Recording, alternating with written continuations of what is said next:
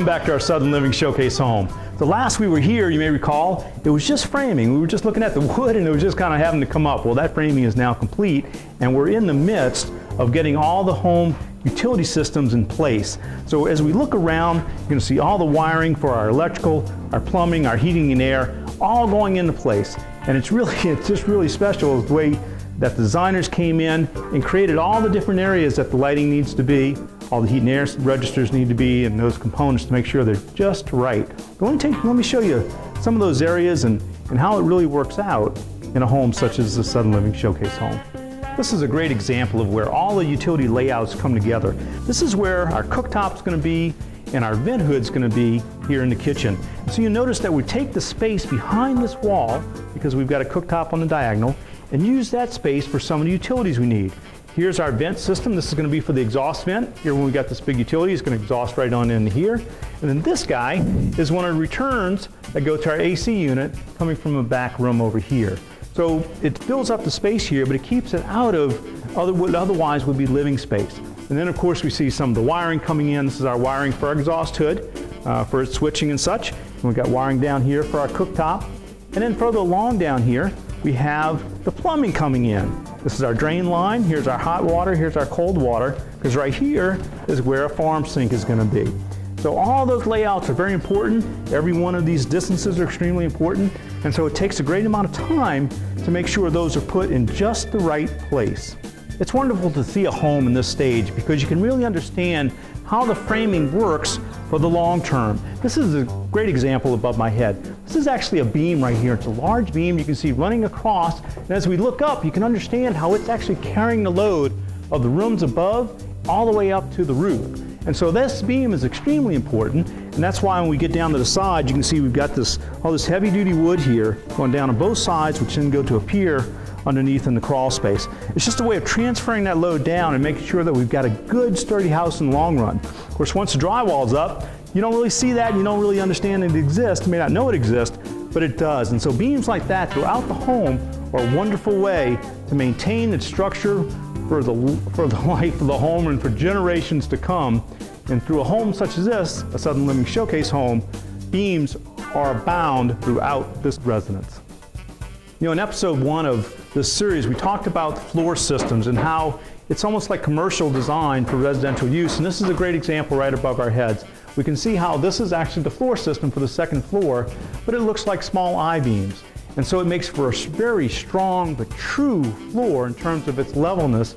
And so when we go to put down hardwood and such, it's going to be perfect every single time because these beams are designed to be such that way. Even though they're wood, they're all uniform in the size that they are and the length that they are.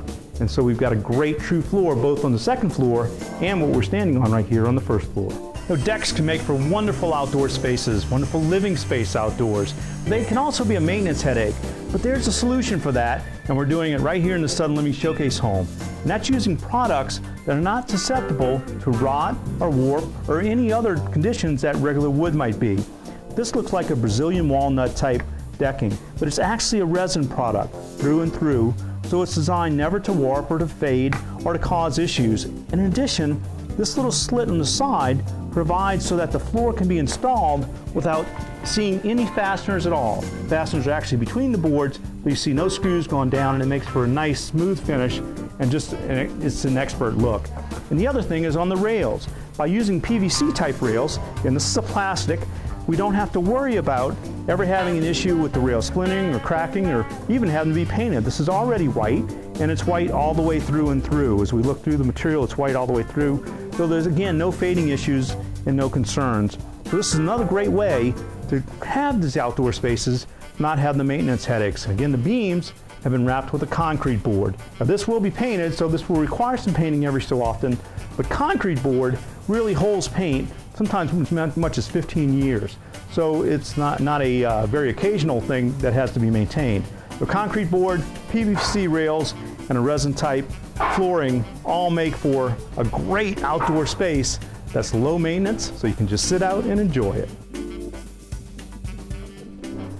So you might hear about truss framing and stick framing, and what are the differences between the two? Well, this is a stick frame home engineered from the very tippy top to the bottom, to the dirt.